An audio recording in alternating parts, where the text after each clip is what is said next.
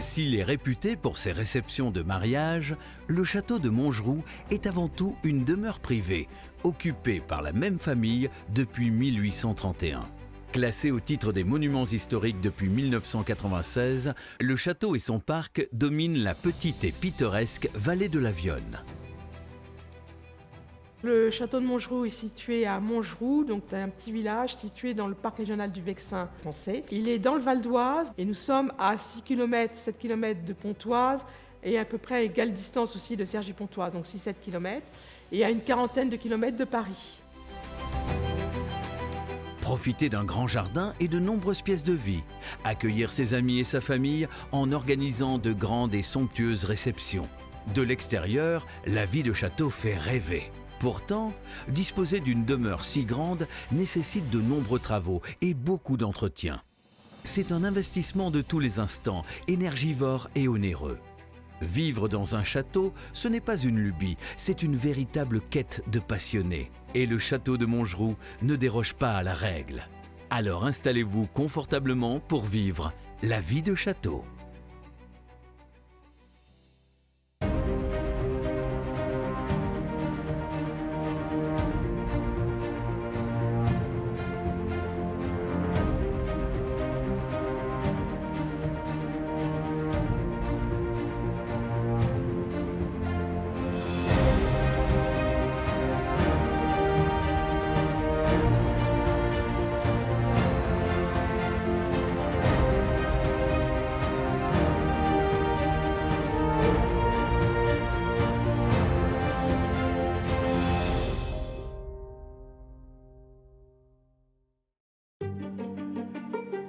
Clos de murs et agrémenté d'une cour et de magnifiques communs, le château de Montgeroux est un bel exemple de l'architecture Louis XIII. L'histoire de cette demeure remonte au XVIIe siècle et a subi de nombreuses modifications depuis sa création.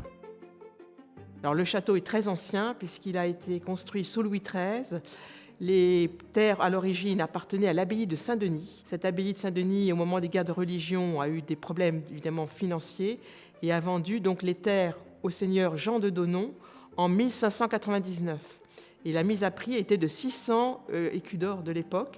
Et ça a été doublé, donc il l'a acheté pour 1200. On sait qu'en 1640, le château était construit. Jean de Donnon va mourir et c'est son fils Jean-Médéric de Donnon qui va en hériter. La famille de Donnon, ruinée, doit vendre les terres et le domaine à un certain Louis Le Ferron. Par la suite, le château connaît de nombreux propriétaires différents, notamment Louis Chevalier, qui va l'agrandir en 1701. À la fin du XVIIIe siècle, la demeure parvient à résister à la Révolution française. C'est ainsi que le maire de Pontoise rachète la propriété pour en faire son lieu de travail et d'habitation. Monsieur Truffaut, farinier et agriculteur, va alors s'en servir pour entreposer ses marchandises. Il y réside quelque temps, puis en 1831, le vend à la famille Debray, ancêtre des actuels propriétaires. Depuis lors, le château est détenu par la même famille, qui y réside toujours à l'heure actuelle. Lorsque le visiteur entre par la grille principale, d'abord à l'entrée de la grille, il y a un blason qui c'est Albert Eugène Debré, donc les lettres qui ont été inscrites au 19e. Ils vont arriver dans la cour, ils vont voir la façade du château. La façade d'abord, c'est la partie Louis XIII, donc qui est un grand pavillon avec deux pavillons qui encadrent ce grand pavillon central. Là, au 18e, on a rajouté un grand escalier, c'est le président Chevalier. Il était peut-être, je trouvais que c'était peut-être trop modeste, donc il fait aménager ce grand escalier en fer à cheval. Donc la façade, ce qu'on peut être un peu étonné, c'est que sous Louis XIII, souvent on est habitué à une architecture en briques et pierres, et là les façades sont entièrement en calcaire, donc en pierre de taille jaune. C'est extrait des carrières de l'Oise, les carrières de Saint-Maximin. Donc c'est une pierre jaune assez fragile. Il y a une élévation donc à 2 étages et il y a un fronton avec une grande vasque en pierre de taille qui date de Louis XIII justement, qui a été sculptée au XVIIe siècle. Les toitures sont en ardoise, elles ont toujours été en ardoise et il n'y avait pas de gouttière ni de chéneau à l'époque puisque l'eau s'écoulait d'une façon verticale.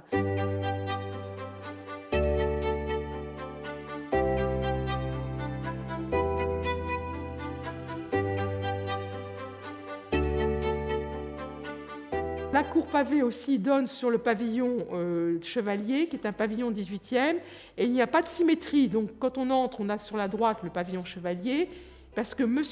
Chevalier voulait avoir sa chambre à coucher, son cabinet de travail donnant sur la campagne, ce qui explique qu'il n'y a pas de symétrie pour fermer la cour. Et contrairement à les grandes toitures à la française que nous avons sur le pavillon Louis XIII, nous avons une toiture à la mansarde, c'est-à-dire qu'on va habiter sous les combles, alors que dans la partie Louis XIII, ce sont des grands greniers. Et on a aussi, ce qui peut surprendre, c'est qu'on a l'impression d'avoir des fenêtres bouchées.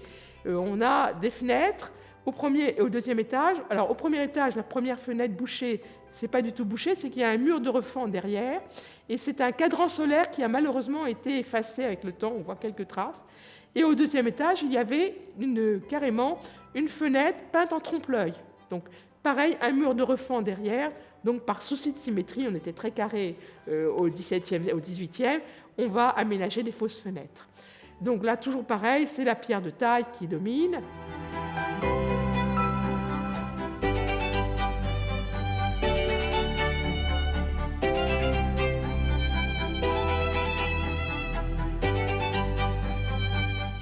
Et puis, il va faire construire aussi, le président Chevalier, l'orangerie. Donc l'orangerie, comme dans différents châteaux, même dans le Vexin, nous avons à La Roche-Guyon une orangerie aussi magnifique.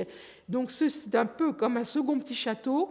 Vous avez la façade avec un grand fronton triangulaire, une attique, c'est-à-dire que le fronton dépend de la toiture et fait partie de la façade du château, carrément de la façade.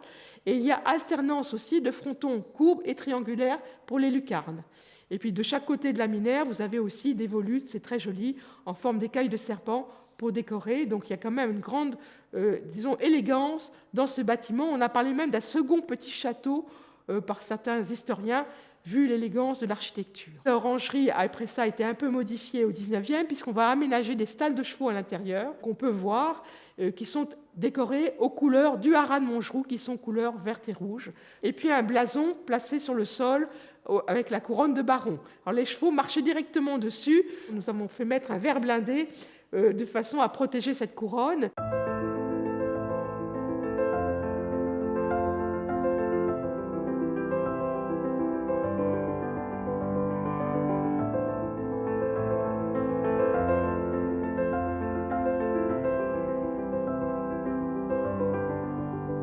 Quand on se rend au château de Montgeroux, on peut remarquer la présence d'une très belle église qui fut notamment restaurée par Louis Chevalier lors de son passage au domaine.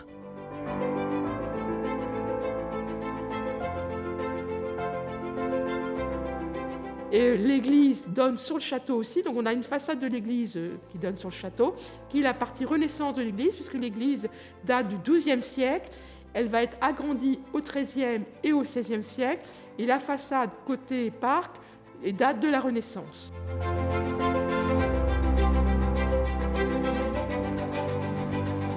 Dans le parc, les visiteurs peuvent également admirer des jardins à la française, agrémentés de 2 bassins, ainsi que de buis avec des bordures. Ces buis doivent être traités 3 fois par an, afin d'éviter l'invasion de la fameuse pyrale, cette chenille venue de Chine.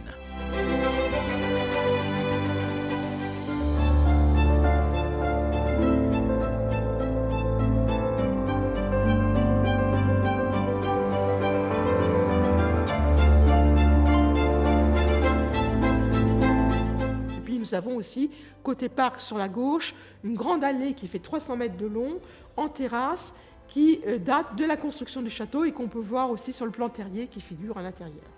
Alors c'est une magnifique allée, elle est classée allée remarquable du Val d'Oise et elle a échappé un peu à la destruction de la tempête de 99. Il n'y a eu que quelques arbres qui ont été malheureusement abattus, mais dans le reste, elle a résisté à la tempête. Une fois la visite extérieure terminée, le visiteur est invité à découvrir l'intérieur du château, décoré à partir de mobilier, tableaux et œuvres familiales. Là, on est très étonné parce que généralement, quand on rentre dans un château, on rentre par une pièce secondaire. Mais M. Chevalier voulait rentrer dans son salon principal, ce qui est assez original. Et donc, on rentre avec un très grand salon qui fait 85 mètres carrés de surface. Le château est très bien orienté. Ça, il faut toujours préciser que les châteaux au XVIIe étaient construits est-ouest. Donc, on a le soleil du matin jusqu'au soir. Et ça permettait de mieux chauffer les pièces. On n'était pas toujours, évidemment, bien chauffé dans ce genre de pièces. Dans le grand salon, on a une tapisserie de Oudenarde qui date du XVIIe siècle. Alors, Oudenarde, c'est en Belgique, c'est dans les Flandres, et c'était le concurrent de Bruxelles. Donc, il y avait 2 ateliers à l'époque au XVIIe. Et on parle de verdure. Donc, verdure, ce qui explique que ce ne sont pas du tout des personnages qui sont les principaux personnages importants de la scène, mais des animaux et la nature. Donc voilà, c'est une très jolie tapisserie. On a un grand mobilier 18e en tapisserie à petits points. Pour moi, c'est une arrière-grand-mère qui a réalisé ces tapisseries. Mais les bois en eux-mêmes sont très anciens puisqu'ils sont signés de Jean-Baptiste Tillard. Et Jean-Baptiste Tillard travaillait pour Madame de Pompadour à Versailles. Donc c'est un très très beau mobilier des 18e. Et on a aussi une très belle commode Migeon, qui est une petite commode qui n'est pas grande. Donc elle est très jolie puisqu'il y a des bronzes très précieux avec des coquillages.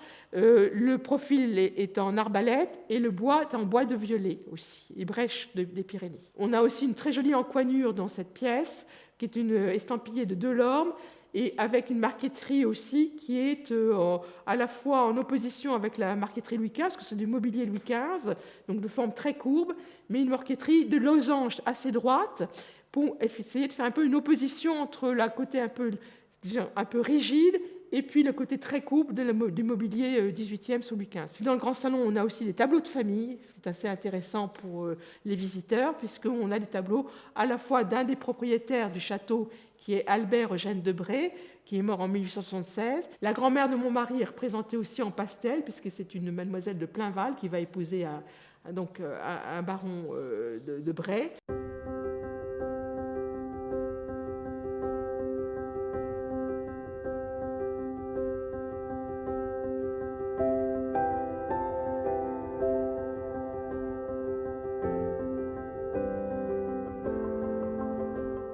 Le château de Montgeroux fut également habité par la célèbre musicienne et compositrice Hélène de Nervaux, marquise de Montgeroux, à la fin du XVIIIe siècle.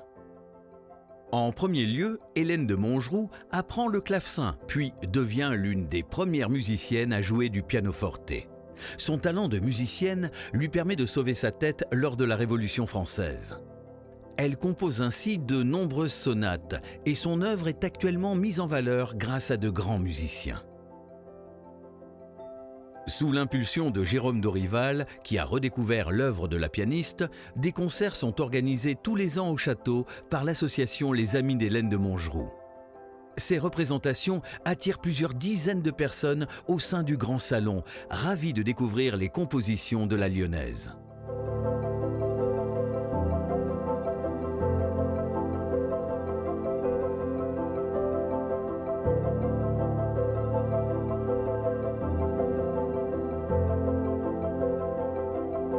Dans le pavillon sud, là, c'est une vieille salle à manger. À l'origine, au XVIIe, il n'y avait pas de pièces réservées au repas. Et dès le XVIIIe, on va commencer à la fin du XVIIIe à mettre une pièce pour les déjeuners.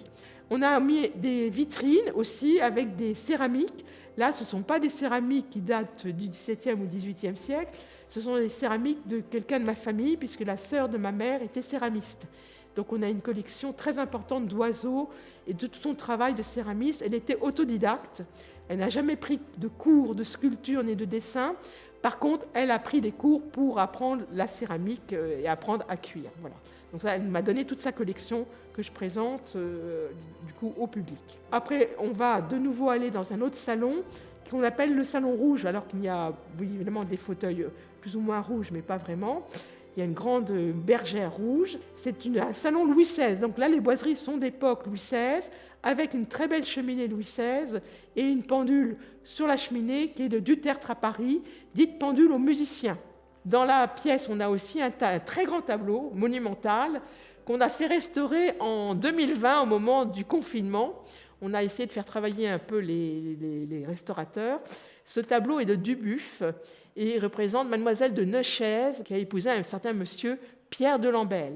Et ça a posé un très gros problème quand on voit la taille du tableau et le cadre, parce que ces tableaux datent de l'époque du Second Empire, de Napoléon III. La structure du cadre pèse 70 kg. C'est un entièrement décoré de plâtre, de sculptures en plâtre, et il a fallu peut-être un échafaudage et un treuil pour descendre le tableau, enlever la toile pour qu'elle parte en restauration, et après ça, remonter de nouveau le tableau dans son cadre. Si le château dispose d'une forte valeur historique et peut se visiter, voire se louer, il n'en reste pas moins une maison habitée au quotidien par ses propriétaires. Certaines œuvres font ainsi partie de la décoration des pièces communes. On va après ça quitter donc la partie Louis XIII pour aller dans la partie XVIIIe, qui sont le cabinet de travail du président Chevalier, qui est notre partie d'habitation personnelle. Et cette grande bibliothèque, maintenant on l'a transformée en bibliothèque, il y a une énorme tapisserie. Cette tapisserie, évidemment, est de Jean-Baptiste Huet, et ce qu'on appelle le bal champêtre. Mais ça représente des petits personnages, c'est une scène de mariage d'inspiration plutôt des tableaux hollandais, parce que dans les peintres à l'époque du XVIIIe s'inspiraient beaucoup des tableaux hollandais du XVIIe, et Jean-Baptiste Huet était un peu un spécialiste de ce genre de scène galante, mais plutôt là c'est une scène de pastorale.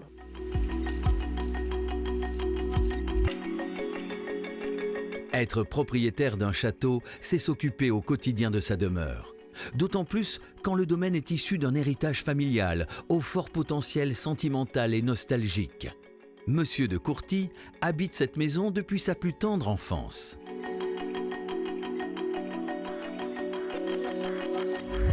Mon attachement à cette maison est lié à plusieurs raisons. D'abord l'architecture, les vieilles pierres et l'histoire de France, et évidemment le côté affectif familial, donc qui me donne l'envie, les raisons de la passion. Quand on a ce type de maison, on est obligé d'être passionné. Si on n'est pas passionné, c'est pas la peine de faire aucun projet. Vaut mieux aller se promener autre part. Ça engendre peu de vacances, pas mal de sacrifices, qu'ils soient fatigue physique, toutes les contraintes que ça peut comporter, mais au bout du compte, quand on se retourne, on s'aperçoit qu'on a fait quelque chose qui nous passionne, c'est certain. Je fais des petits travaux de maçonnerie, d'entretien. À ma propre dimension, ça prend quand même certaine ampleur. Je m'initie par les entreprises qui viennent travailler ici. Et quand je vois les compagnons du travail, je leur demande des renseignements, des conseils techniques pour faire tous ces travaux. Fort heureusement, l'État aide financièrement les propriétaires de châteaux grâce à son dispositif de classement au titre de monument historique. Les propriétaires reçoivent un statut juridique particulier destiné à le protéger pour son intérêt historique et architectural. Les sommes perçues servent ainsi à sa conservation, sa restauration et sa mise en valeur.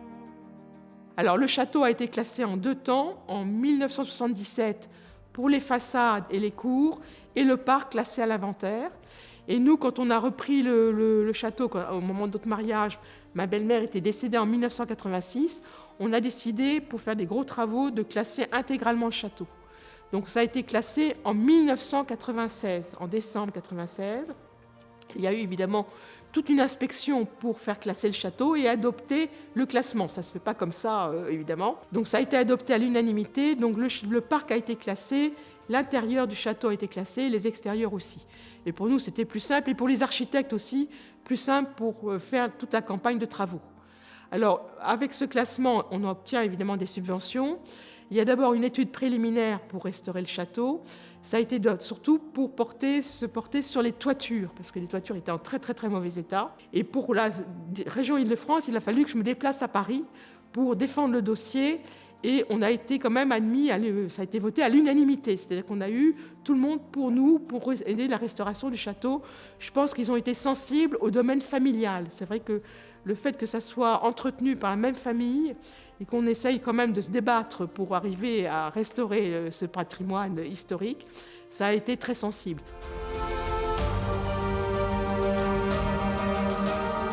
Dans ce genre de propriété, les travaux sont nombreux et reviennent tous les ans. Quand une réparation est terminée, une autre arrive.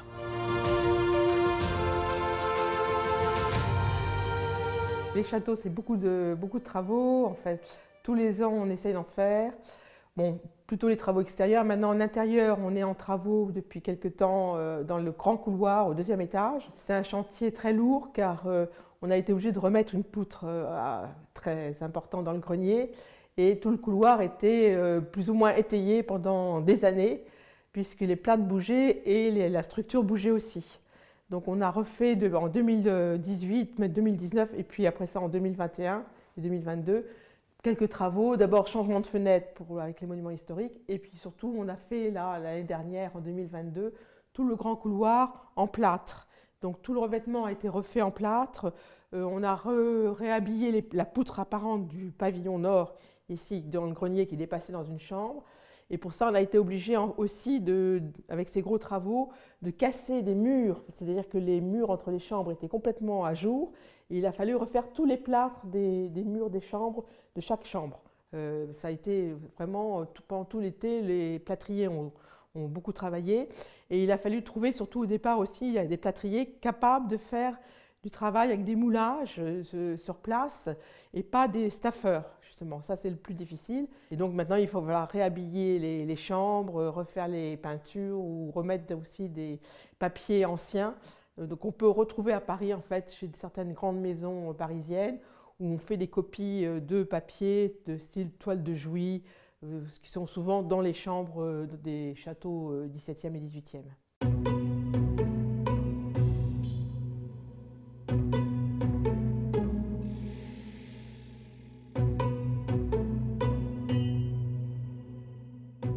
Les travaux dans la chambre baldaquin, c'est une chambre qui a été étayée pendant des années.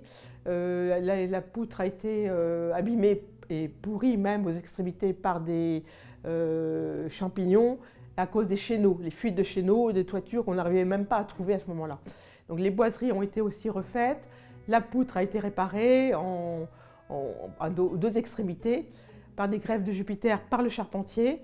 Ensuite, le menuisier est intervenu pour refaire toutes les menuiseries en prenant des moulages, etc. Il a fait aussi les bases des boiseries, surtout derrière le lit à baldaquin. Et il a surtout aussi remplacé certaines boiseries qui avaient disparu à cause de la mérule.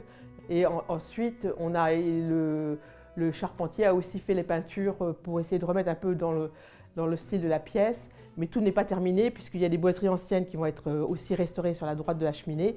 Et donc, une fois qu'elles seront reprises, on pourra entièrement bien repeindre la pièce qui a déjà été quand même remise un peu à jour.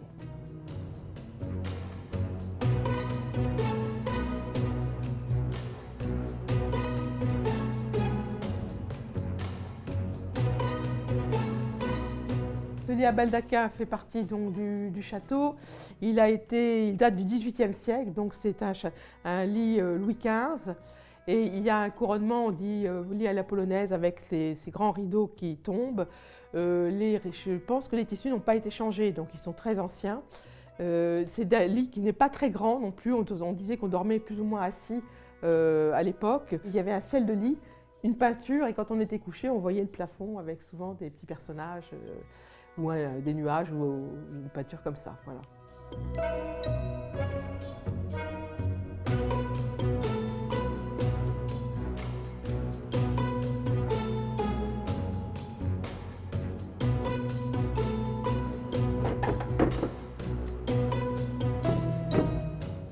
Donc là, c'est la chambre qui est au bout du château, le pavillon sud.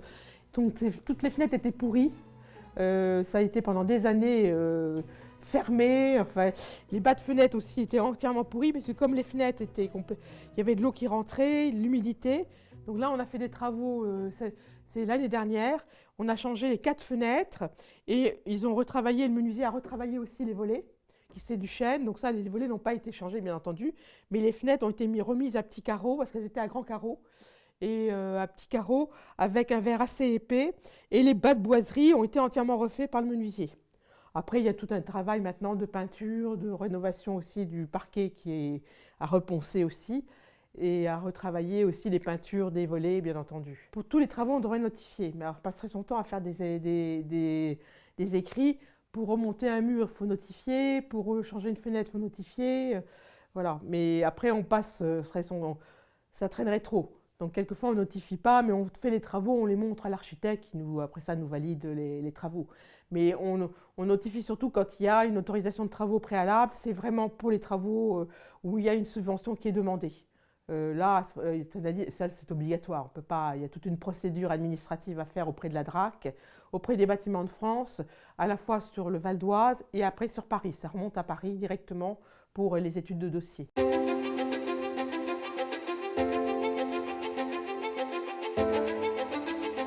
Heureusement, monsieur et madame de Courty sont des propriétaires passionnés, souhaitant le meilleur pour leur demeure. En complément des visites, ils proposent également la location de l'orangerie pour les réceptions de mariage. Alors, si vous souhaitez découvrir l'œuvre d'Hélène de Montgeroux ou venir passer une journée unique dans un cadre d'exception, n'attendez plus et franchissez le pas de la vie de château.